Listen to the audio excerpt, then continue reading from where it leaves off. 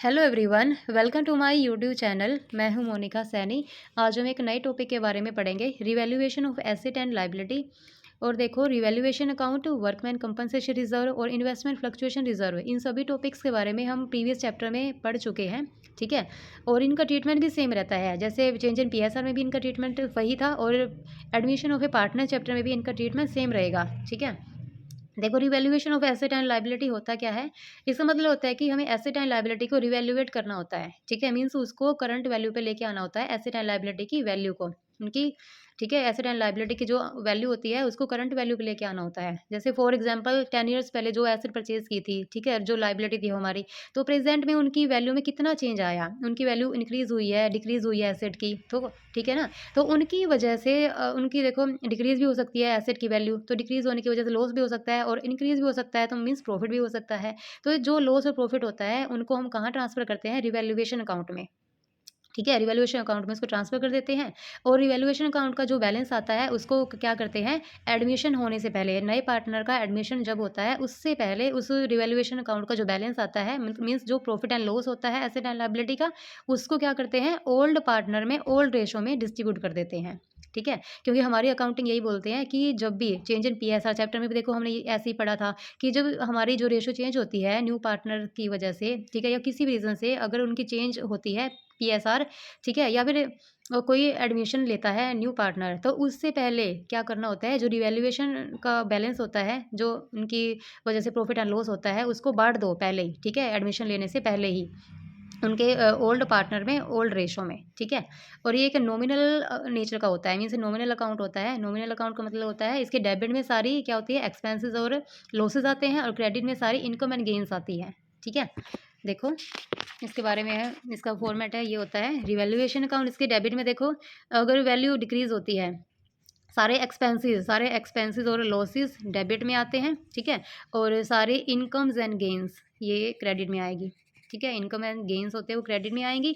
जैसे देखो, decrease in value of asset, asset की वैल्यू डिक्रीज हो रही है या लाइबिलिटी इंक्रीज हो रही है। ठीक है, तो इनसे क्या हो रहा है, लॉस हो रहा है। लाइबिलिटी इंक्रीज होगी तो लॉस होएगा। अनरिकॉर्डेड लाइबिलिटी, लाइबिलिटी थी जो अनरिकॉर्डेड थी, तो इससे भी लॉस हो जाएगा, तो ये सारा डेबिट में आएगा। और देखो, increase in value of asset, asset की वैल्यू इंक्रीज होगी, ठीक है, तो वो भी प्रॉफिट होता है। डिक्रीज लाइबिलिटी, हमारी देनदारी कम हो गई है, मीन्स लाइबिलिटी कम हो गई है, डिक्रीज हो गई है, तो ये भी हमारे क्या है, प्रॉफिट है। और अनरिकॉर्डेड एसेट है, एसेट मतलब हमें बाद में पता लगा ये हमारी अनरिकॉर्डेड, मतलब इनके बारे में रिकॉर्ड ही नहीं था, तो ये भी एसेट। और तो ये क्या है, ये भी प्रॉफिट है। ठीक है, इनकम हो गई। तो अब देखो, जो बैलेंस आता है, जो डेबिट में जो बैलेंस बचता है वो तो होता है प्रॉफिट। ठीक है, क्योंकि ये हमेशा ही होता है, डेबिट में हमेशा प्रॉफिट आता है, और क्रेडिट में जो बैलेंस बचता है वो नेगेटिव बैलेंस होता है हमारा। तो लॉस इधर आएगा, बैलेंस बचेगा। अगर डेबिट साइड ज़्यादा है तो इधर लॉस आएगा, अगर क्रेडिट साइड ज़्यादा है तो डेबिट में हमारा क्या होता है, प्रॉफिट आता है। ठीक है। फिर जो बैलेंस आता है, ये जो बैलेंस होता है इसको ओल्ड पार्टनर में ओल्ड रेशो में बांट देंगे, एडमिशन होने से पहले, किसी न्यू पार्टनर के आने से पहले इस जो बैलेंस होगा इसको बांट देंगे हम। ठीक है, ओल्ड रेशो में ओल्ड पार्टनर्स में। देखो, इसी से रिलेटेड एक क्वेश्चन को हम पढ़ेंगे, फिर आपकी अंडरस्टैंडिंग और भी अच्छे हो जाएगी। देखो, इलस्ट्रेशन 45 है। यहाँ पे क्या करना है, यहाँ पे हमें जर्नल एंट्री बनानी है। ठीक है, या कोई एडमिशन के टाइम पे एक न्यू पार्टनर एडमिशन लेता है और हमें जर्नल करनी है। देखो, stock is under valued, stock की वैल्यू अंडर वैल्यूड हो गई है 10% से। तो सबसे पहले जर्नल बनानी है, तो सबसे पहले आपका यही काम होना चाहिए, फर्स्ट स्टेप।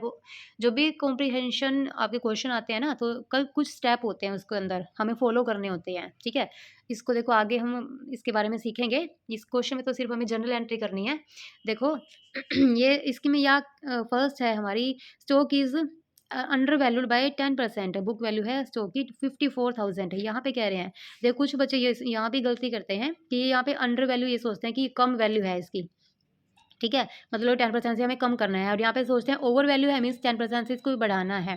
बल्कि ये गलत है। यहाँ पे ये क्या कह रहे हैं कि अंडर वैल्यूड बाय 10%, कि जब एंट्री कर रहे होंगे, ठीक है, फर्म ने जब एंट्री की होगी तो ये उन्होंने मिस्टेक कर दी होगी कि अंडर वैल्यूड, इसको 10% से कम कर दिया, तो अंडर वैल्यू का मतलब 10% से इसको कम कर किया है, तो इसको हमें बढ़ाना है।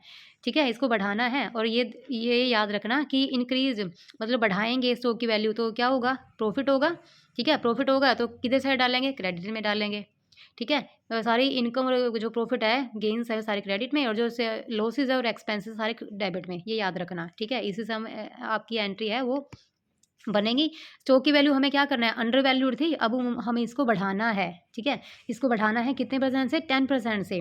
देखो इसको 10% से कैसे इंक्रीज़ करते हैं इसको हम, और बुक वैल्यू है 54,000, तो हमें एक्चुअल वैल्यू इसकी निकालनी है, ठीक है। बुक वैल्यू तो 54 थी, लेकिन अब हमें एक्चुअल वैल्यू कितनी होएगी इसकी, और कितने परसेंट से, देखो 10% से हमें इंक्रीज़ करना है। इसको ऐसे करते हैं, एक्चुअल वैल्यू निकालेंगे हम स्टॉक की, तो 54,000, इसकी बुक वैल्यू है 54,000, तो मल्टीप्लाई इंटू में हमेशा 100 लेना है ऊपर, ठीक है। इंटू में हम लेते हैं 100 और डिवाइडेड बाय कितने परसेंट से इसको क्या करना है, अंडर वैल्यूड है ये, 10% से अंडर वैल्यूड है, ठीक है। तो 100 में से हम उतने परसेंट लेस कर देंगे, मीन्स 10 यहाँ से लेस कर देंगे तो कितना बचा 90, ठीक है।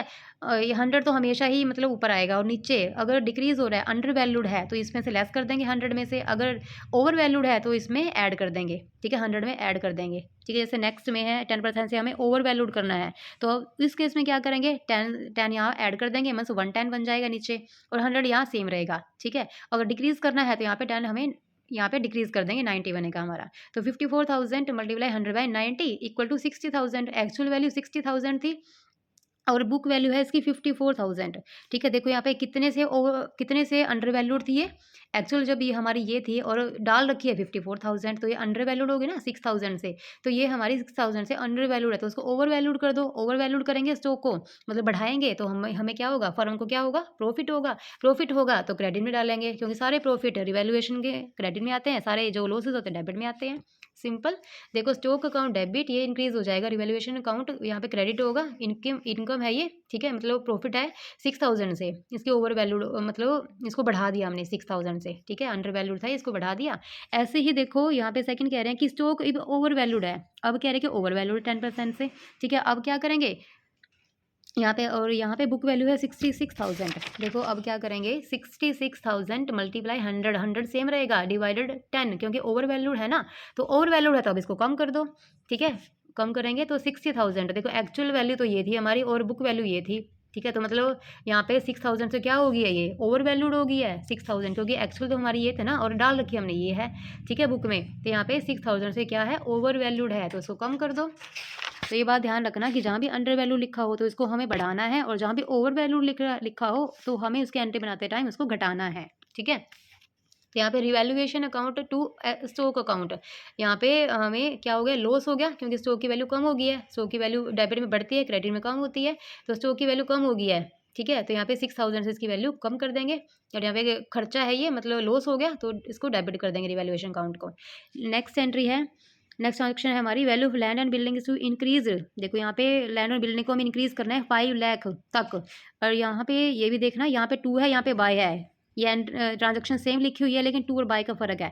2 का मतलब होता है तक, कि हमें 5 लाख तक ही इंक्रीज करना है, ठीक है। और यहाँ पे कह रहे हैं कि 5 लाख से हमें इंक्रीज करना है, बाय का मतलब यहाँ पे 5 लाख से इंक्रीज करना है यहाँ पे, ठीक है। यहाँ पे तो हम सेम थर्ड एंट्री बनेगी हमारी, बुक वैल्यू है इसकी 4 लाख, मतलब बुक वैल्यू 4 लाख थी और हमें 5 लाख तक बढ़ानी है, ठीक है। 5 लाख तक बढ़ानी है, तो मतलब 1 लाख और बढ़ेगी, 1 लाख बढ़ेगी तो यहाँ पे प्रॉफिट हो गया, ठीक है। प्रॉफिट है तो यहाँ पे क्रेडिट में जाएगा, land and building account debit to revaluation account, क्योंकि प्रॉफिट सारे क्रेडिट में आते हैं, तो 1 lakh rupees 1 lakh rupees credit में हो गया।